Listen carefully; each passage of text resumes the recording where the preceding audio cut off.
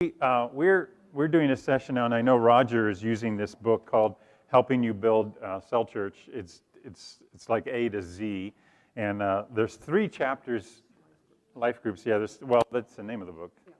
No. Doesn't say "Helping You Build Life Church." I know. We are changing our language. We are changing our language. Like Thank you we for said cell groups for years Yeah. and years, and then all of a sudden, nobody wanted to use. They wanted to be small groups, and Well, now it's life groups. There was a certain group of people that had cell groups also. Yeah. Like okay. Yeah. So I thank you for changing it from care groups to life groups. I really appreciate that. Because it isn't just caring, it isn't just to care for. It's, we want to do life. And yeah, so anyways, we lovingly call this book Big Blue. So if you're going to, anyways, in this book are like 3 chapters on all the mistakes that we've made in doing life groups. And so we looked through all of those, and Mary and I said, well, what are just 10 that we would like to share with you now in this session? 10 mistakes. So does everybody have a handout? Because there are some extra ones here. Anyone need a handout? Okay, back there's one. If you get Jacob. Okay, you got an extra. They have an extra one over here, Mary. Anyone needs a handout? We have a few more. So Christian needs one.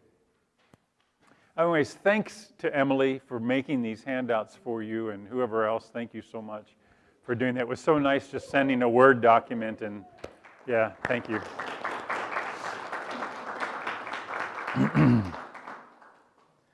So there's like 36 mistakes in the book, and we just picked 10 that we really wanted to speak to. So Mary really has the first one on clear leadership. Having a lack of clear leadership. That's the first mistake.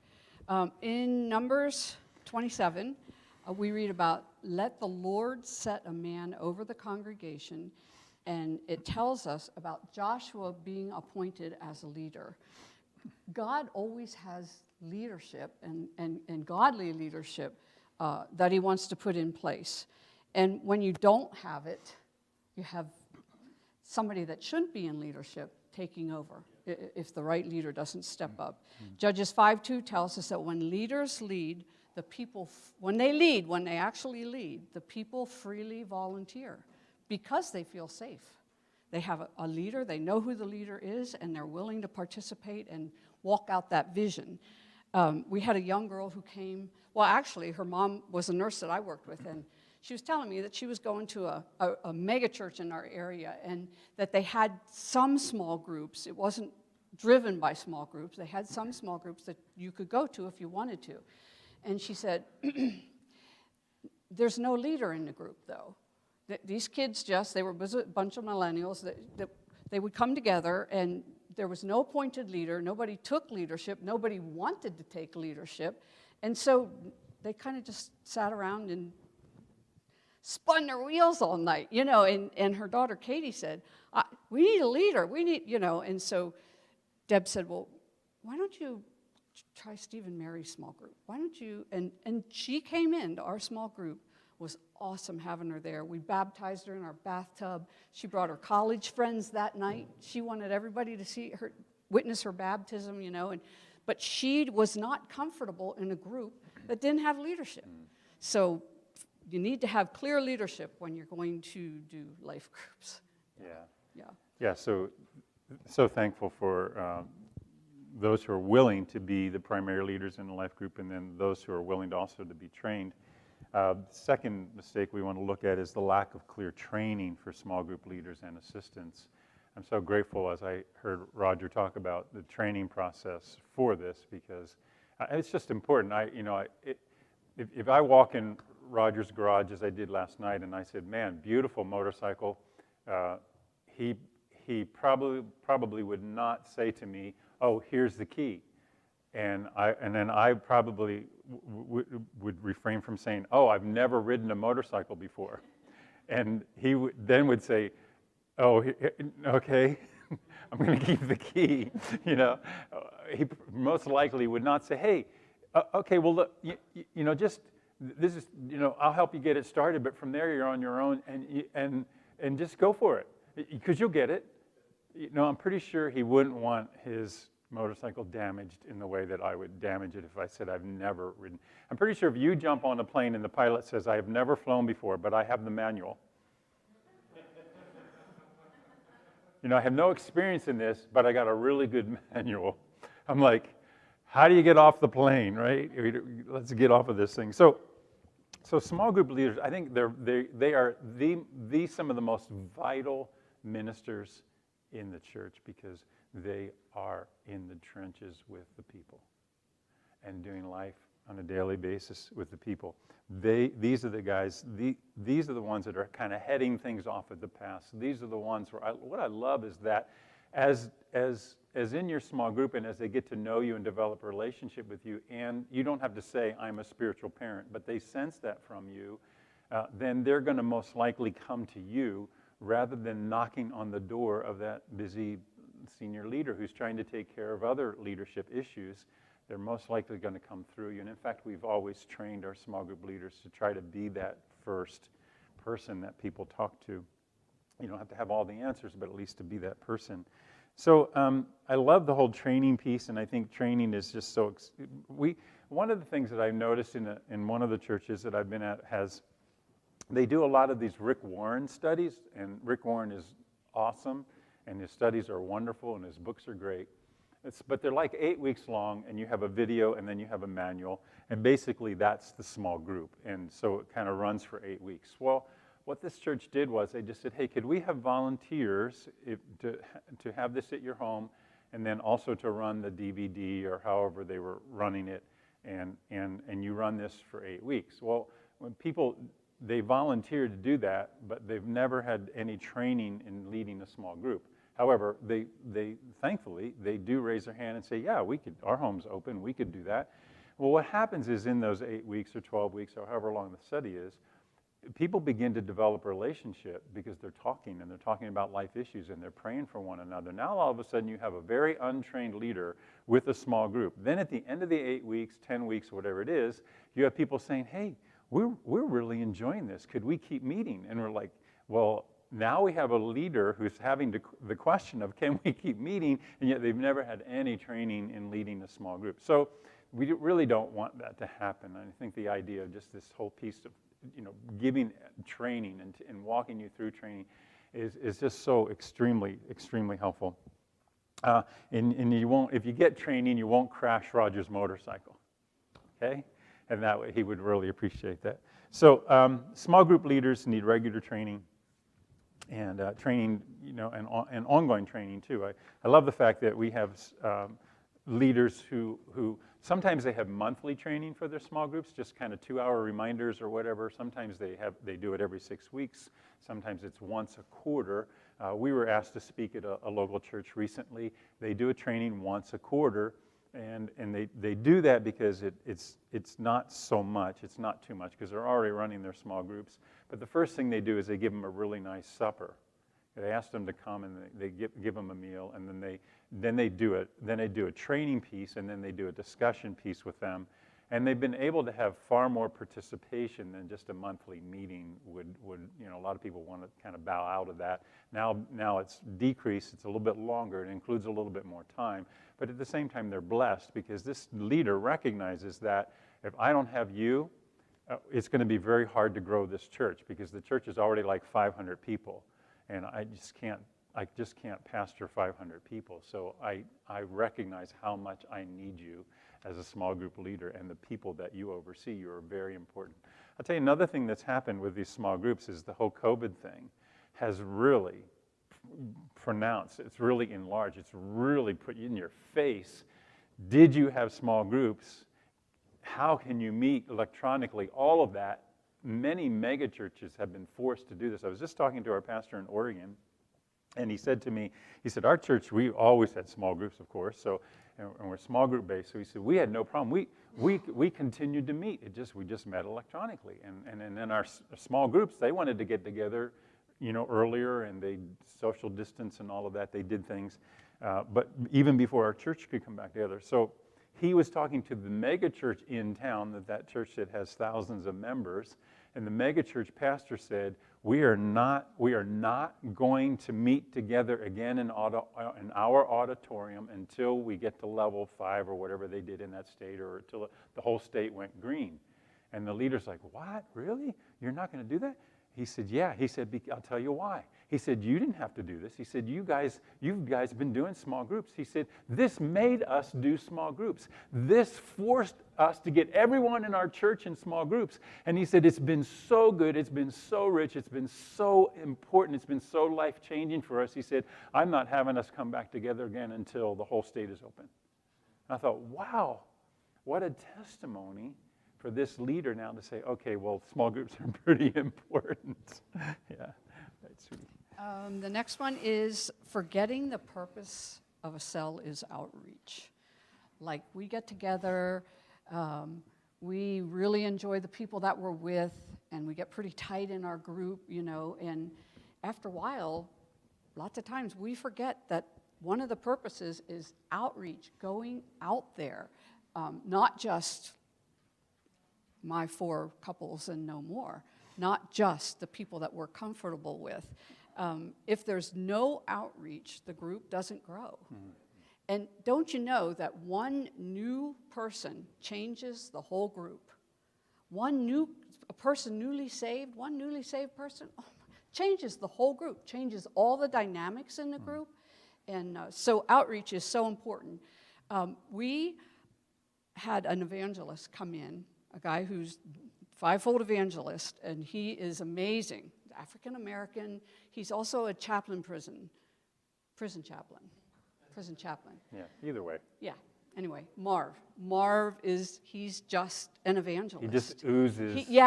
He goes to get gas at the gas station and leads the guy to pump to the Lord. I mean, he's just this friendly, outgoing. People just love him. Anyway, so we said, Marvin, come to our small group, come to our life group, and help us with evangelism, because some of our people are terrified to even share their testimony with somebody, let alone go out and talk to a total stranger or whatever. Come and help us. And he did. He came for a couple of different meetings and talked about, opened scripture about evangelism and shared his story. He had been part of a cult. And as a cult member, they had to go into the city and they had to have so many contacts a day, and somebody was keeping record of all of that. Had to report. Yeah, they had a report at the end of the day, and either they made it or they didn't make it, and then they got disciplined for that. I mean, it was a very, very heavy-handed thing, So when he really came to know Jesus and found the freedom in sharing his faith with people, whatever, and he was awesome. So at the end of sharing the different kinds of evangelism, like there's oikos evangelism. Steve's going to talk about that today. There's friendship evangelism. You're just talking about Jesus with your friends, with people that you meet. There's door-to-door evangelism. Terrifies people, I mean, so everybody, but what he did was he helped us identify the way that we thought we could do evangelism, that God was calling us to do evangelism. And it was really funny because there was a real quiet woman in our group, never said a whole lot, whatever, kind of stoic. And so we were going around after Marvin had been there a couple of times and just really taught on evangelism, and we laughed and laughed and laughed with him. He had the best stories about people coming to know Jesus, just coming to know Jesus. It was so exciting. And so we went around and we said, okay, what kind of evangelism do you think you're called to do? Or are you comfortable doing? Or you think God would? And this particular woman said, I could do that door-to-door stuff. I thought I would die. I was like, really? But she identified something that she could do, and it spoke to her. And so anyway, it's about going out too. It's not just about having a good time and a good Bible story or whatever. Jesus said, come to me and I'll make you fishers of men. He didn't say, I'll give you a nice time together with your small group. I will make you fishers of men going out. Acts 2:47 says, and the Lord added to the church daily those who were being saved. How are they going to get saved? How are they going to hear about Jesus unless we have outreach? When we were here the last time, I shared about ways to keep a small group fresh, the different ideas and things you could do. Yeah, I'm passionate about that. I do not like boring meetings. I do not like the same predictable every time you're there meetings. I want to, so when we led small group, man, we were out. We were doing prayer walks, we were doing prayer drives, different things, so people don't get bored and you find those that need to hear the gospel. Yeah, Mary didn't finish that story about where they were doing pornography, selling it and making it. That our life group would go and we would walk around town and pray and bless the businesses. And anyways, that we didn't bless that business. We would pray over that business. And what we would do is that I learned one time from a guy. He said, I used to go drive past this XXX rated pornography stuff, and he said, I would pray every day, God burn that place down, God burn that place down, God burn that place down. He said, one day I was driving to work and it was burnt down. And he goes, oh my gosh. He said, God really convicted me. He said, that's what you wanted. And he goes, yeah, but I didn't think, seriously, you burned that place down?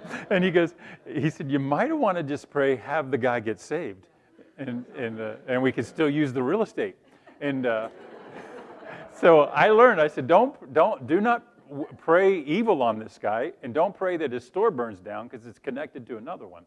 So anyways, we would pray and the county said, all you got to do is go in and buy some of it, bring it to us, and we'll determine it to be pornographic, and then we can work on closing them down. I'm like, well, I don't want to do that either. I don't want to be in there and buying this stuff. I'm not going to forget it. God, you can do this. So we would just go and pray. Well, one day he gets arrested, and like months later, the place goes up for rent, and our local church in that town took the back half of that building for their office, and the front half is a bicycle shop. So the building itself has been redeemed, and our own church offices are there, and that thing is out. So anyways, pray. Yeah, where are we at? Oh, the lack of pastoral care. Number 4, the lack of pastoral care and regular contact with small group leaders. I think one of the things, sometimes leaders, primary leaders and leadership teams, eldership teams in local churches tend to think that, okay, the small groups are running, they're going, people are trained, they're on their own momentum, hallelujah, that's done. Well, someone needs to oversee those small group leaders. Someone needs to be caring and pastoring them. And again, it doesn't have to all be the senior leaders, whatever, but I like to see people designated. We used to call them section leaders. They would oversee groups of small groups, but it was really overseeing the leaders of those small groups, because those leaders in those small groups are overseeing all of the people in their small group, which we'll talk about next. But at the same time, they need to be overseen. They need who's holding them accountable? Who's asking them what do they need, in prayer? Who is pastoring those small group leaders? 1 Thessalonians 5:12 says, now we ask you, brothers and sisters, to acknowledge those who work hard among you, who care for you in the Lord, and who admonish you. So those are small group leaders. They're able to do that as well. We never called them pastors. We didn't lay labels on them like that. Because we didn't want them to feel the weight of that kind of responsibility. We just kind of wanted them to be spiritual mom and dad and just love on people. So pastors and elders need to take personal time to nourish their small group leaders, take their temperature, impart into their lives, pray for them, pastor them, encourage them, discuss issues with the small group with them, and what are their needs, what are the needs of their small group, how can they be praying for them. And listen, if that small group leader is a farmer and the only way to meet with them is get on the back of their tractor, then that's what you do. You find a way to get with that person at their convenience, not yours. And you serve them by helping them to have oversight and pastoral covering themselves so that they are then able to give the very same thing that you do with them to the people that they oversee. I think I have the next one, don't I? Thanks. Okay, so then oversight of the small group members. So just as pastors or elders or leaders or whatever are overseeing the small group leaders, the small group leaders need to be trained in obviously overseeing the people within their small groups. So something that Mary and I always did was we always grew as many assistant leaders as we could. Some didn't want the title of assistant leader because they just didn't want people knowing that that's what they were. but they still wanted the responsibility. They still wanted, so we would often break down a lot of times our groups are pretty large, and we told you about a really large one that we had one time, I think the last time we were here, but we would have our small group leaders that were assisting us help to oversee the people that are in the small group. And the way we did that was it's like, who do you have a heart for? Who tends to come to you? Who seems to talk with you? That's probably the person that you want to be overseeing and just covering, praying. And so we would meet with our assistant leaders. Well, we actually met with ours once a month, and we would pray with them. And what we would do is we would have a little bit of training with them. We'd ask them how our assistants are doing, and we would pray for the whole small group and the needs of the small group. And in that prayer for the needs of the small group, it just ministered to them that this is how we care for the people that are in our small group. And we need to check on them because I know Steve and Mary are going to ask what are their prayer needs because we're going to pray for them. And our assistants, as we would grow them, they just loved that kind of thing. They loved the personal attention and oversight from us, but at the same time, they loved the fact that we were praying for the needs of the whole group. Mary's going to share a story about that, I think. But anyways, I wanted to say, Mary mentioned this verse, Galatians 4:19. Colossians 1:28 really says a very similar thing where Paul is writing, and he's saying, my dear children, for whom I am again in the pains of childbirth, I'm really desiring Christ to be formed in you. And really the whole goal of this thing is, in spiritual parenting, and the whole goal of leading a small group is that we're wanting to do whatever it takes to see Christ formed in these people's lives. We're not forming Steve in their lives. We're not forming Mary in their lives. We're forming Christ in their lives. And really that's the whole goal of parenting, isn't it? We're not, biggest mistake I made as a parent was just wanting Steve to be built in my boys' lives because they they even said they wanted to be like their dad. They did things that said they wanted to be like their dad until one day they said, we don't want to be anything like you because we don't like your music, we don't like your jeans, we don't like nothing. We like nothing about you, and we just want to go out there and be on our own. And I realized at that point you're either offended, by your own kids who are really just trying to become independent, or you realize, hey, you kind of been trying to build Steve in them, and Christ just really wants you to build him in them. Because they'll come to the end of you. You will become to the end of you, but they'll never come to the end of Christ being built in them, ever, ever, ever. And so the whole aspect of discipleship and speaking into the lives of the people that are in your small group is just doing that, building Christ. So each small group member needs to be touched in some way, and maybe their touch is they just never budgeted. Maybe they just need some help with budgeting. So who of your assistants or who in your group is good with budgeting? Mary said something about the spiritual gifts test. We always took our small groups through the spiritual gift testing because we wanted to identify what their spiritual gifts were so that we could identify how that they could be utilized within the small group. For example, I always looked for the person who had the primary gift of hospitality, and then I would say to them, could the small group meet in your house?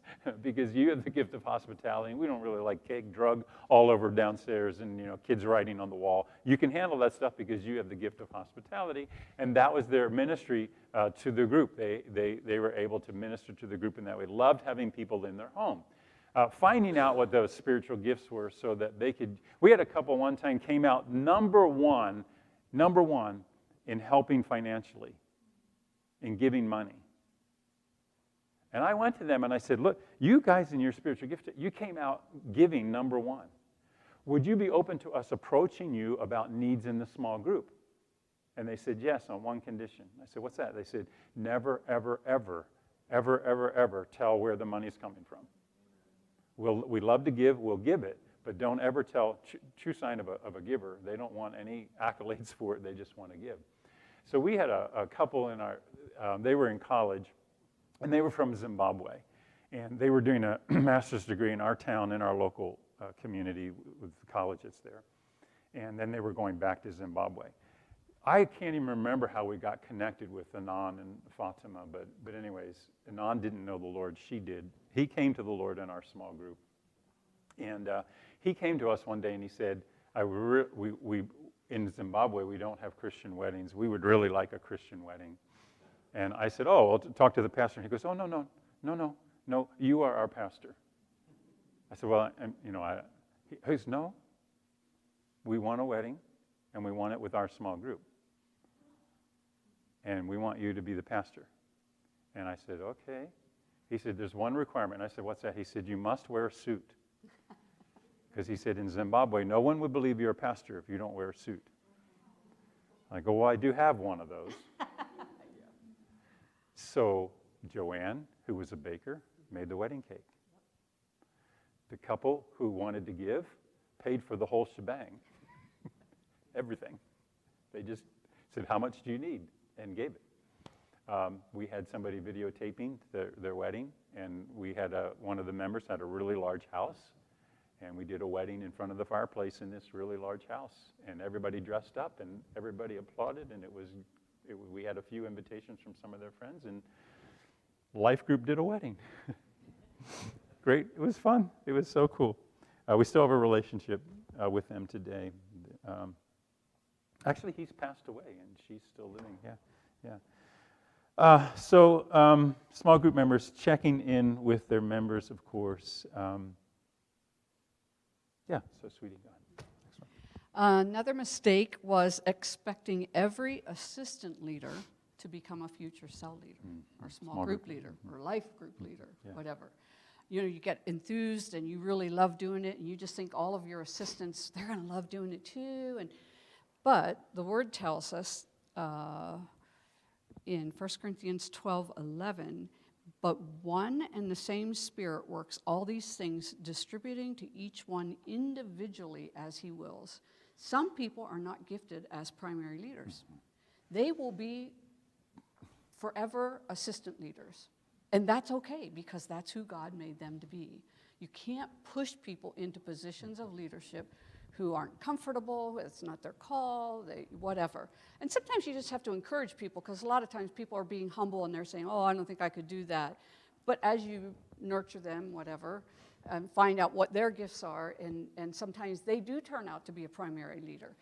Some of the best assistant leaders that we had, as we led small groups for 25 years. And we had two women that were part of our group. One, her husband wasn't a Christian. She would bring her boys to church, to Sunday morning, and to small group, and she was faithful, and she knew God, and she loved people. And a second lady, her husband abandoned her and her 3 daughters. And for 15 years, ran around the community with different women, had affairs, whatever. But that woman was part of our small group. She loved God, she loved people, she knew the Word. And so we said to both of those ladies, we would like you to assist us. Now, some people would say, oh, they're disqualified. They were the best leaders that we had, because they had walked through the pain and were walking through painful things, but they had their sight on God. They knew His call in their life. They were raising their kids for God, and they would go anywhere with me. I would call Belinda and I'd say, would you like to go to the psych hospital with me today? One of our members was there. And she'd be like, yep, pick me up. She would go anywhere. She'd go to the hospital with me. Whatever it was, they were available. They were made themselves available. And today, I look back on those ladies, and I've watched them become small group leaders, women's group leaders, prayer group leaders, and marriage group leaders. Joanne remarried after Bob divorced her. It was like 20 years after the fact, and met a godly man, and they're married, and they do couples groups. They know the pain of separation and divorce. They've walked through it. And they are so recovered and redeemed, and they have so much to offer. So, so you never know. I think it was Billy Graham that said, you don't know who you have in your basket. You know how they let was it Saul down over the wall in the basket? And he wasn't Paul the Apostle at that point. He was just Saul. And I think you never know who you have in your small group. You never know what potential is there. You don't know who's in your basement, And you watch these people launching God, and it's like, wow, So sometimes the most unlikely people become your best leaders for you, best helpers. The lady that Mary said, she went through this horrific divorce, and this husband abandoned her children and her, and she was this man came into her life, and by that time she was in a different local church, another Dove church, because she had moved. Anyways, this man called me up and said, I'm seeing Joanne, and she talks a lot about Steve and Mary. He said, I have to meet you guys. And so he said, I want to take you all out to dinner. So we met him, went to dinner, and then he said, really, my real reason to meet with you two is to ask your permission to marry her. And I go, wait, what do you mean you're asking our permission? He goes, listen, I know how you parented her through her life. And he said, I hear so many stories from that season of her life and how you helped her through recovery and through the divorce and all those things. He said, I just felt like I needed to ask you guys. And I said, well, listen, if she's good, we're good. So you need to ask us. But anyways, then we got to be part of the wedding. And gosh, you just never know where you're going to go in people's lives, do you? And I know there are a lot of disappointments. I know there are a lot of things that can discourage you because trials and tribulations can come and people don't always pass the test. I realize that. But you do your part. That's all the Father's asking you to do. Not more, not less. You do your part. And if there's a crash and burn situation, that's the way it is. But you still do your part and trust God in their lives. So number 7 was just having a life group meeting that's just way too structured. Listen, life group meetings are not mini Sunday morning meetings. It doesn't have to be, everybody come, take off your coat, have a seat, and we do worship, then we do the word, then we pray, and then we say goodnight. It just doesn't have to be that. That's fine if that's what's going on in your group and that's what you do, but it's not a mini Sunday morning service. It is doing life. It is being in a circle. It's not looking at the back of someone's head. It's interacting and interfacing, and everybody has something to give because according to 1 Corinthians 12, the scripture 4-6, there are many gifts represented within that small group. Everyone has something to give. Everyone can be given an opportunity to share. So if we structure the meeting too highly, that's just probably not going to happen. And if the small group is the same week after week, what happens is boredom kind of sets in, and then one of our personal rules was if everybody in your group can anticipate exactly what's going to happen, you need change. Something's got to change up. You need some creative ideas to change it up and to challenge everyone. So, we talked about this last time. Roger said this is a very flexible wineskin. The small groups are very flexible wineskin. We had small groups of truck drivers because truck drivers would leave at midnight on Sunday. And at 2 p.m. in the afternoon or whatever, they were meeting in their small group. We went and visited a small group of like 6 truck drivers and their families because that's when they met. And then they were gone all week until they came home at the end of the week because they were long-distance truck drivers. We've had youth cells, like young people's cells, life groups.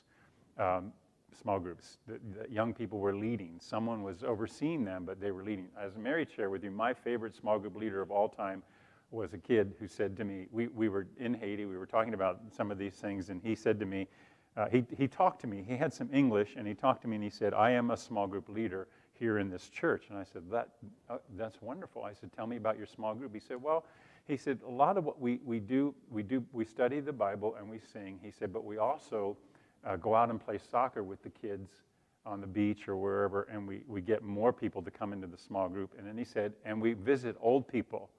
I go, you mean like people like me, like my age? He goes, yes.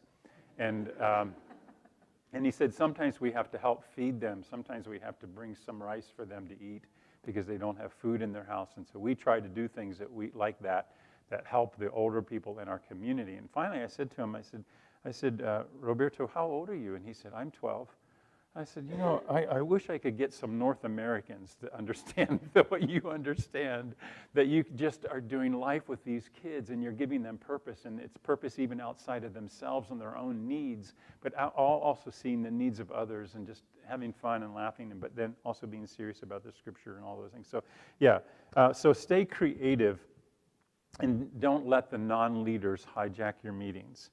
I kind of, talkative Tina, obnoxious Oliver, you got to lead. You got to be careful about some of those personalities because they will show up and they will want to take advantage. Yesterday I mentioned Patricia and how Patricia taught us something called codependency. And she taught us this very well, to the point that we wrote a little booklet on it called Codependency. And Patricia showed up at our small group one evening.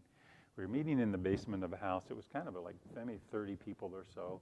And we didn't know her. She just showed up.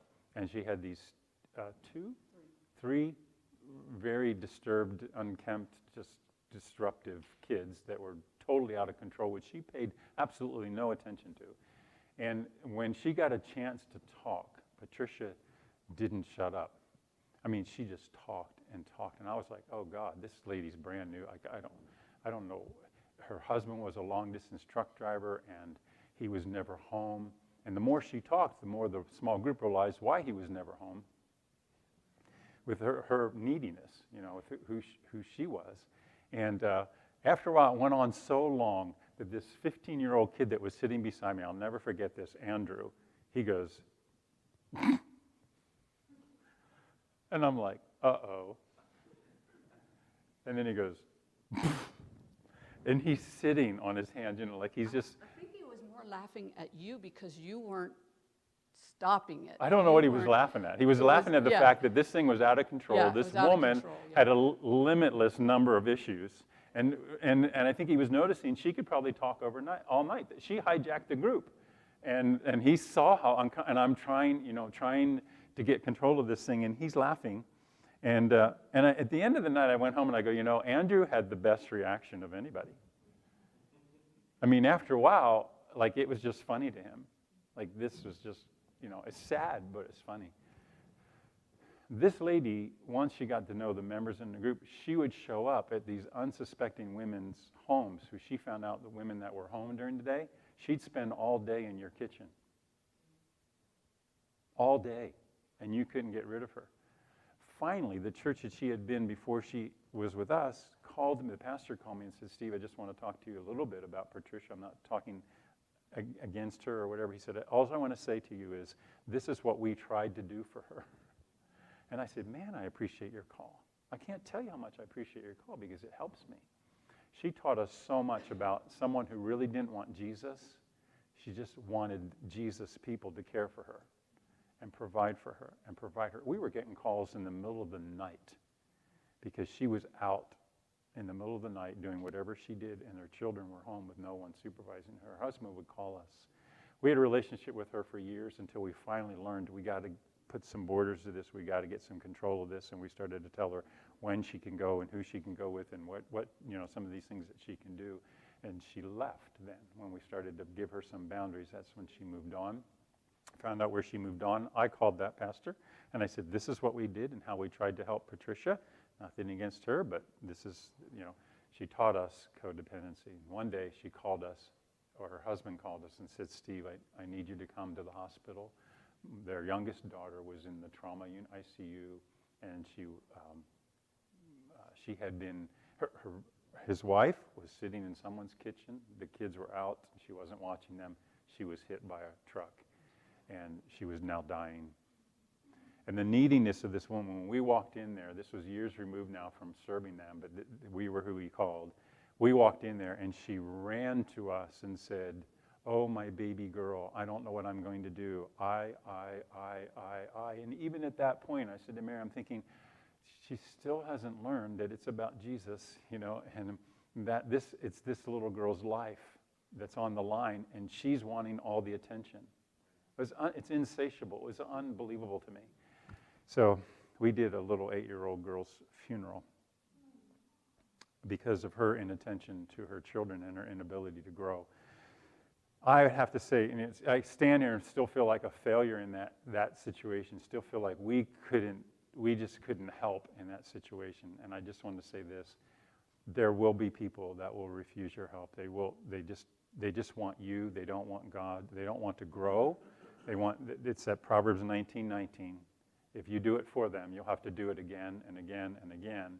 You have to discern that. You just have to discern that. So as you serve people and help them with their drug addict son or with their daughter that's awry, or all these situations that are in life, you just have to know the boundaries. And I know that your leaders here, when you don't know them, your leaders here can help you with them.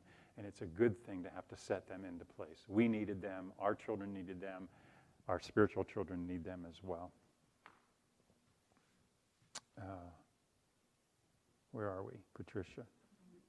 Oh, I have the next one. Lack of preparation for small group meetings. Yeah, I'll do this quickly. Romans 12:11. I love this verse, and this is out of the New Living Translation. Romans 12:11. It says, "Never be lazy, but work hard and serve the Lord enthusiastically." Don't you love that?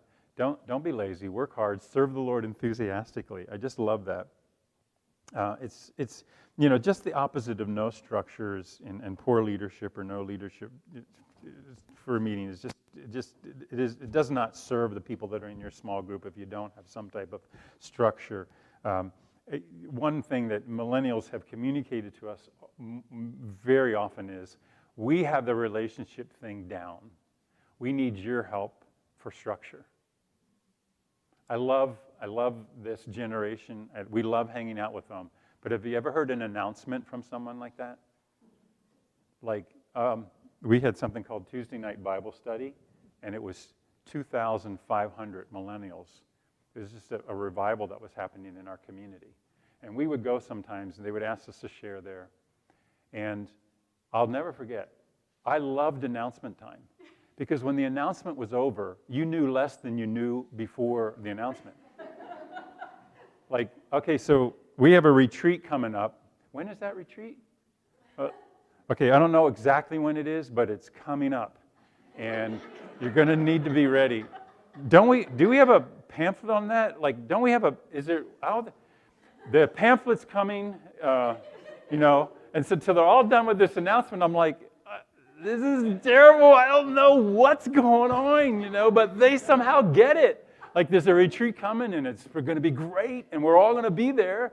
We don't know where to go, what time, nothing, And I just, when I heard, I just kind of fell in love. Okay, so you have the relationship thing down really well. You just need some structure, So anyways, structure is good. We had a leader that was leading our small group one time, and he just did not have the structure down. He's a very young guy. God bless him. He wanted to lead this group, and we were so grateful for him. But one night, and also, he didn't prepare. He never prepared. Now, when your leader's not preparing. You just know that. It's really easy to pick up because they don't really know what they're doing.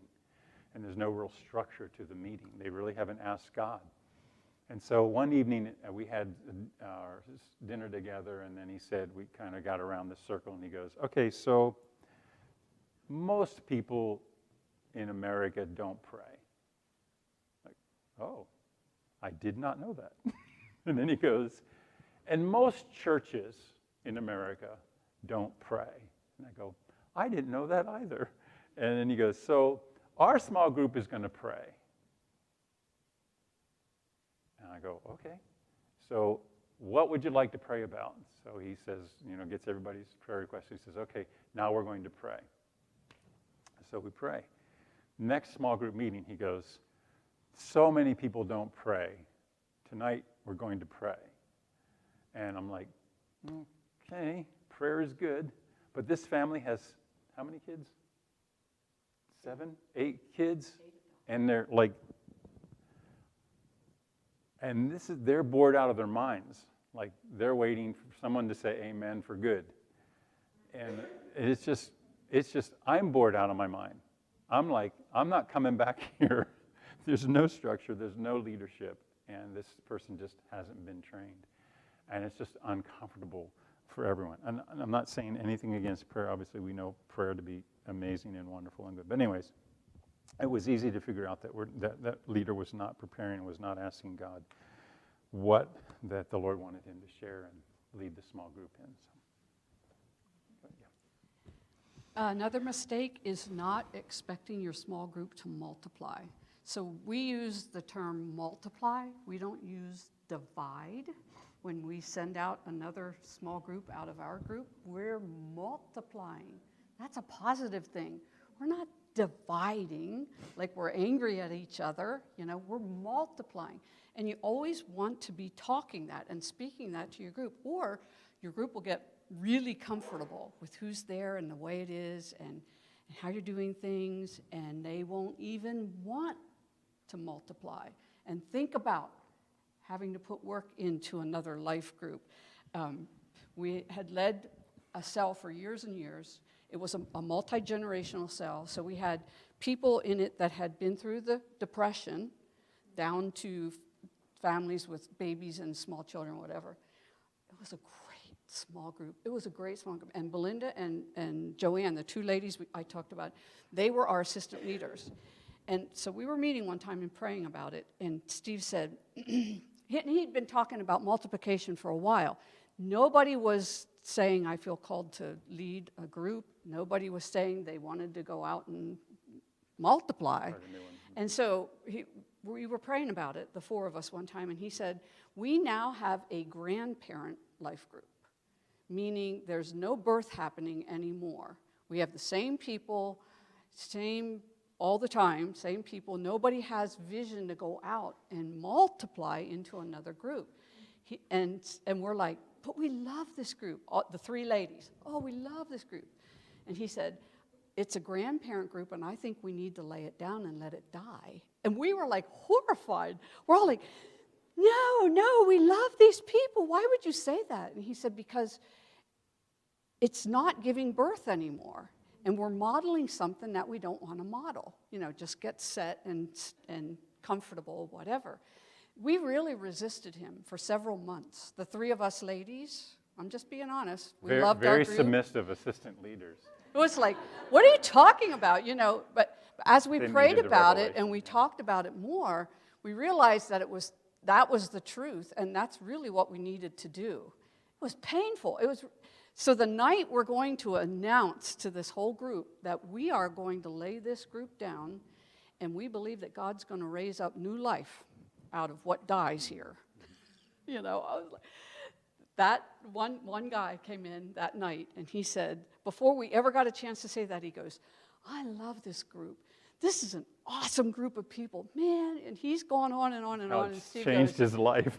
Yeah. I'm like, oh my gosh. He's like, okay, well, in that direction, and then shared that we were going to. And you don't just quit. You don't just stop. You start praying about where these people are going to plant, because you don't want them to not have a life group. These are the other life groups that are out there. If you're not willing to start one or lead one, then we want to see you planted at one. So we took months to do it, so that we knew that everybody was going to be planted when we laid this thing down. Half a year later, there were 2 or 3 new small groups that came out of that group of people that didn't want to change, didn't want to lead, whatever. And when it was said and done, they got the call, they stepped up, and they started to lead groups. So that was, yeah. So you're always talking multiplication. One of the last small groups that we led, Steve's going, we need to multiply, we need to multiply, we need to multiply. And we identified a single guy and 2 couples in the group that we saw leadership potential in their life. So we prayed about it for a while, and then we went to them, and to eat separately, went to them and said, we see leadership potential in your life. Would you be willing to assist us and possibly be a small group leader someday? And they all said, well, we'll pray about it. So then they all got back to us, and all of them said, thank you for seeing that potential in my life, but this is not the time. They all refused us. They all said no. And we had to believe that they were hearing God, okay? But it can get frustrating sometimes, like you're such a good leader, they don't want to go anywhere else, or they couldn't do it like you. That's not it. It's not about competition. It is not that at all. You need to hear God. So what we finally did with that small group was ask our assistants that we did have if they would flip places with us and become the leaders, and we became their assistants. And they did. They were willing to do that. They said, just don't leave us too soon. Don't leave us too soon. And we said, no, we'll be your official assistants. You be the leaders now. And they did a great job. We could multiply ourselves out. Yeah, yeah, eventually. So, yeah. Speak multiplication. Yeah, it's that bell curve. You have the beginning, and you're starting, you're growing, and then all of a sudden you plateau. And at that plateau if you don't recognize multiplication and new leadership or some kind of new life in that small group, it'll begin to go down the other side of that, bell curve, and you'll see in time, unless there's new life or multiplication, that you'll see that group probably get a little bit tired and older, and maybe some people even leaving. So it really is important. The church has been real good at dividing. We know how to divide really well. I never knew this. I mean, I grew up in Lancaster County, PA. It is the home of Mennonite Amish culture. I didn't know there's something like 72 different sects of Mennonites. I mean, there's one suspender, two suspenders, certain hat. There's steel wheels, rubber tires. There's no tractors.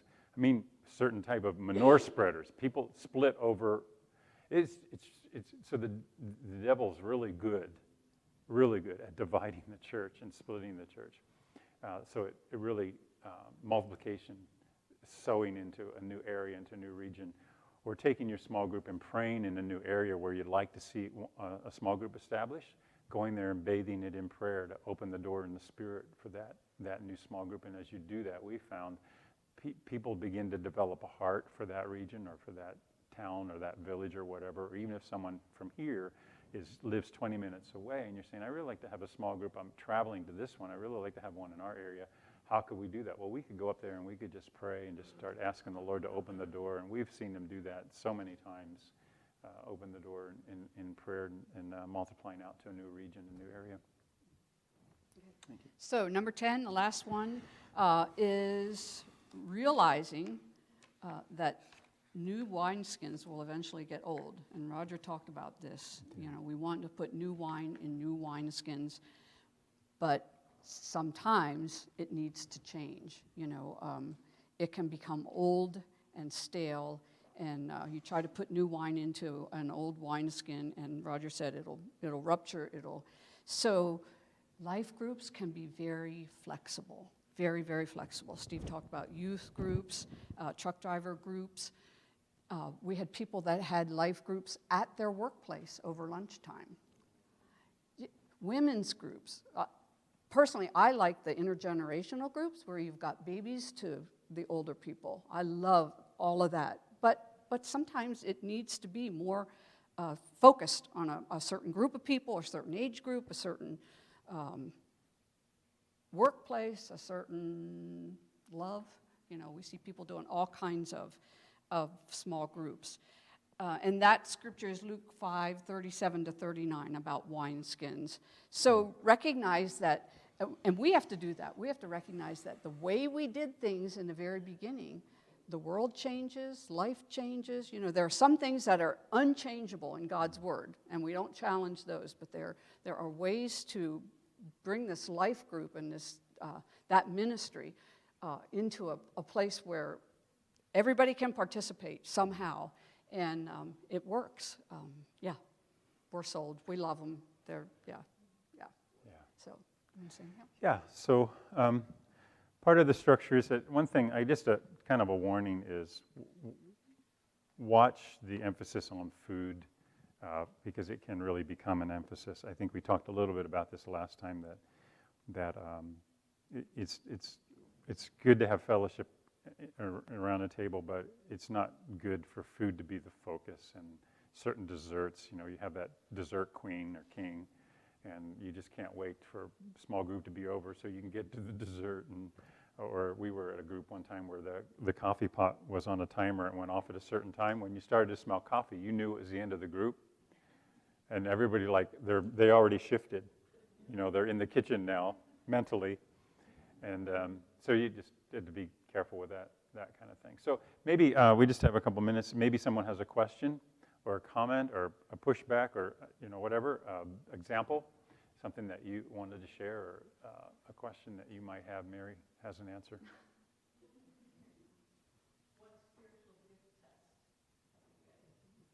We use the Wagner-Hautz spiritual gift test, put out, I think Peter Wagner was one of the authors of that. It's yellow and purple, I think. And it looks at a whole group of spiritual gifts like hospitality and giving and so many different things. It's called Wagner-Hautz, Houghts, I believe. Yeah, you can find them online, or you can just Google spiritual gift test. There's those there's a charge for those, but we like them so much we either purchase them or people will give towards that because they like the results of it. And then we really enjoyed sitting down with them and saying, here, let's talk about your spiritual gifts and how can they be made use of in this small group. And of course, finding that spiritual gift for them, number one, is revelational. Number two, being able to use it in your small group is just fantastic. So great, thank you. That's a wonderful question. Someone else.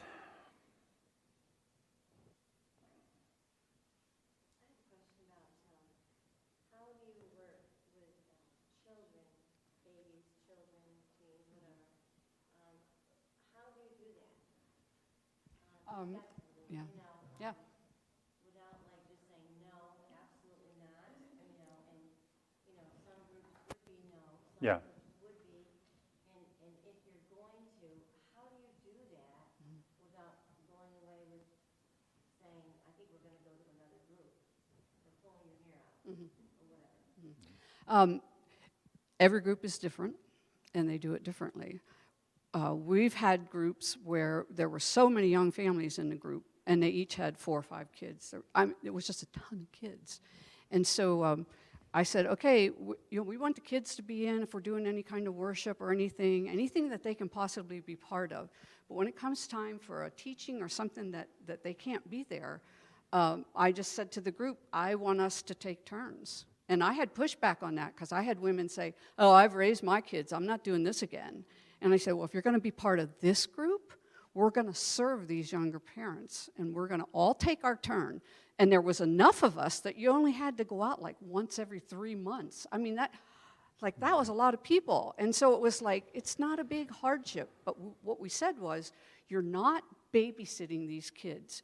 Do something with them. Do something spiritual with them so that they can come back in and do a skit about what what you talked about, Peter and John goes to pray, and they raise up the guy that, that's lame. And they would do that. They would come back and tell us or show us what they learned, because it's not just a babysitting time, and we wanted the kids to have something spiritual too. Every group is different. So then we led a group one time. The youngest he was about 5, but he was like the only one. And so nobody was going to take one kid out, whatever. So then we just got creative and had a whole pack of crayons and whatever that he could do and stay in our group instead of somebody having to go out for just one kid.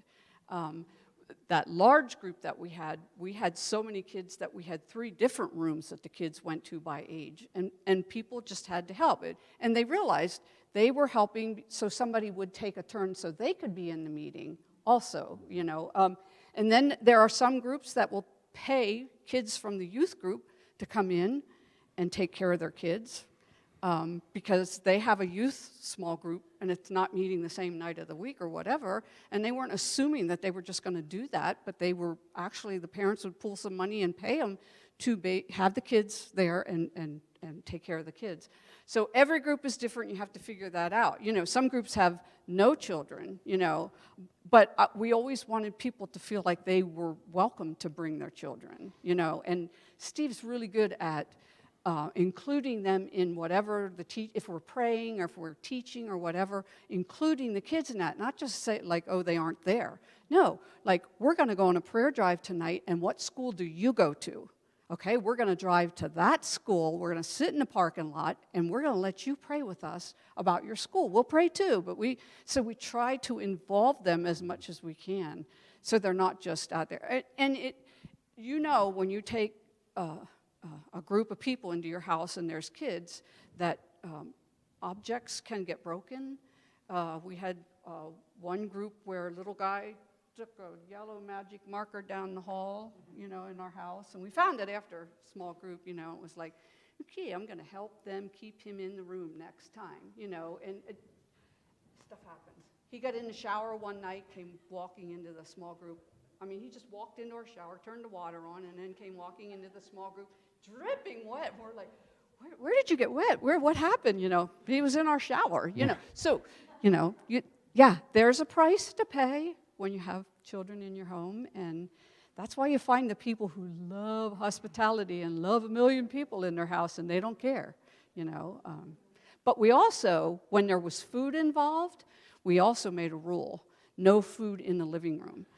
All the food had to stay where there was tile or vinyl on the floor, so that the person didn't have huge mess to clean up, and we would be helping to clean at the end of, and they weren't left with just all the cleanup themselves. So you just have to be sensitive to that and practical and whatever else. But we wanted our kids there, you know. They remember our small groups and some of the people, you know. When Joanne came into our group and our kids got to know her and know her daughters, you know, her husband had abandoned them, and when our kids were older or whatever, we were talking about Joanne and what God was doing in her life, and one of our boys said, "That guy's just an idiot. She's beautiful, she loves God, you know, what's the matter with him?" They loved Joanne. They learned to love the people in our group and the people that we loved, you know, and yeah, they were defensive of her. So. And there are small groups who say no children. I mean, that happens. That's okay too. It just depends on where, as leaders, where your hearts are and how you want to serve. So that's a great question. And that always comes up. What about the kids? Yeah. It does take special effort with the children in your small group, that's for sure. But we always wanted them to have some type of teaching themselves. When they get to about age 11, 12, depends on their maturity level, we really encourage them to stay in the meeting and learn how to function within the meeting, receive the teachings in a small group really needs to be at the level of the person who has the lowest ability or least knowledge. So if your teaching is too heady or too, you're going to lose that. You're going to lose the 12-year-old kids, and you're going to lose the guy that just isn't there yet, discipleship-wise. So bring them down to where everyone in the group can understand. And you find that out. We had a guy, we were doing a small group with a book. We were working through it, and we found Ways to Hear God, yeah. And we found out that he when we got to him saying, which chapter are you going to take, he said, I can't read. No, I didn't know that. We just didn't know that.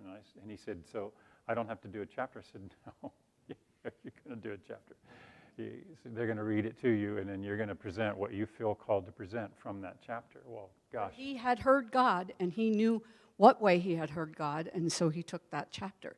It was awesome. This is a motorcycle dude, awesome. you know. He's a Harley dude and has all the garb and newly saved. And that was sort of like, for me, that was the best night of all. Yeah, it was awesome. I mean, I realized this guy couldn't read. This had to be read to him. And then he did a teaching. I mean, it's the very first time he spoke at anything. And after the evening, he said to me, he said, I really appreciate that you took a chance on me. He said, because you didn't know anything I was going to share. And I said, honestly, Dwayne, I said, this is like one of the best nights ever for me. This was very rewarding for me. I am so thrilled at what God's showing you and teaching you. And I said, it just showed in your teaching tonight. And I said, just be mindful. I'll probably have you share again sometime. He goes, okay, just don't ask me to pray without letting me know first. He goes, because I'm not really into public prayer. I go, okay, that's fine. That's a great question. Yeah. And anyone else? Thank you. Oh, we got to go somewhere? Oh, I thought it was here. Sorry. Oh, it is here. Oh, I'm sorry. Hey, maybe we could like pray over the food or something. Yeah, that'd be cool.